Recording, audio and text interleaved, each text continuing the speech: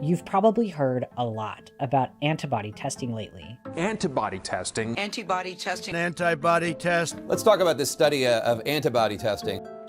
Antibody tests are meant to recognize a past infection, and people are lining up to get tested to see if they've had the coronavirus. Many tests have hit the market, but there are still questions about how accurate they all are. Even with a very good test, it's possible to test positive for antibodies even when you don't actually have them.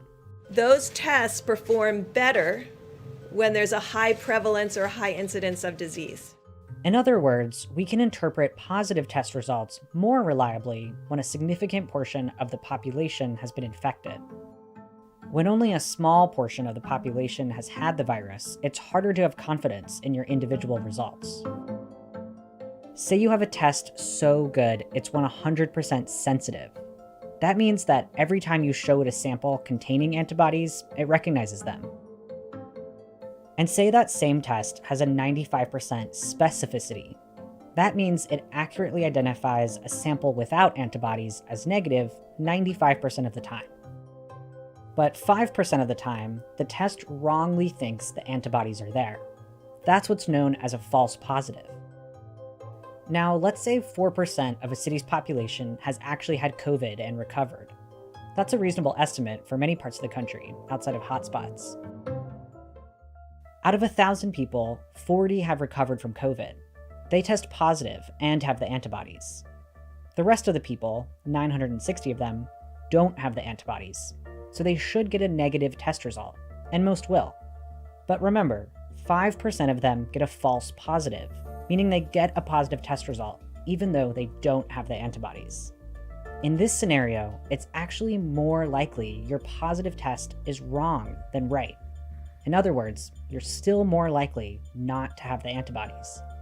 But all 88 people think they have the antibodies. If they all go back to normal life, more than half will still be at risk of catching and spreading the coronavirus.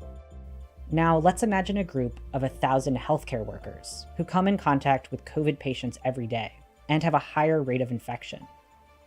For them, antibody tests might be more reliable than for the general public.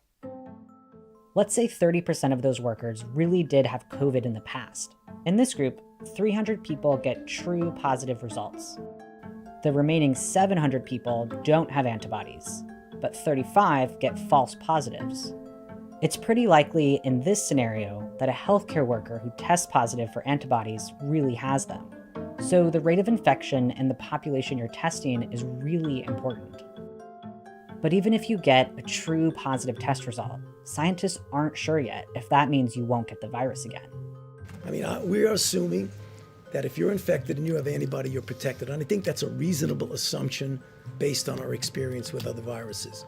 The World Health Organization isn't so sure. Right now, we have no evidence that the use of a serologic test can show that an individual is immune or is protected from reinfection.